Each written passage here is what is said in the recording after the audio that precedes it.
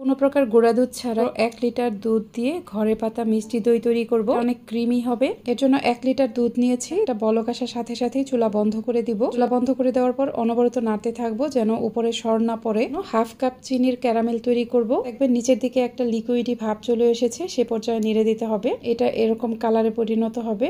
এর থেকে বেশি কিন্তু এটা গাঢ় করা যাবে না। এরপর দুধটাকে অল্প অল্প করে অ্যাড করতে হবে। ক্যারামেলটাকে দুধের সাথে ভালোভাবে মিশিয়ে নিব। দুধটাকে জাল করে প্রায় 3 পোয়ার মতো করে নিব। এটা কিন্তু খুব বেশি ঘন করা যাবে না। চুলা বন্ধ করে দেওয়ার পর অনবরত নাড়তে থাকবো যেন উপরে সর না পড়ে। দই বীজ রেডি করে নিব।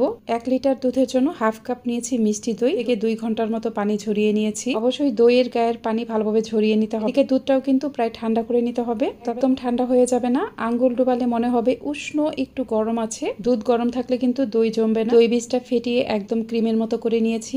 দুধ দিয়ে ভালোভাবে মিশিয়ে নিলাম। এরপর যেই পাত্রে দই বসাবো সেখানে দুধটা ঢেলে নিলাম। এটা ঢেকে যে কোনো গরম জায়গায় রাখতে হবে। বাসার আলমারির ভিতরে এটা রেখে দিব প্রায় 5 ঘন্টার মতো। 5 ঘন্টা পর দেখুন দইটা একদমই হয়ে গেছে। আরো ভালোভাবে সেট হওয়ার জন্য ফ্রিজের নরমালে রেখে দিব। পুরোপুরি ঠান্ডা হয়ে যাওয়ার পর দেখুন দই কতটা সুন্দর হয়েছে।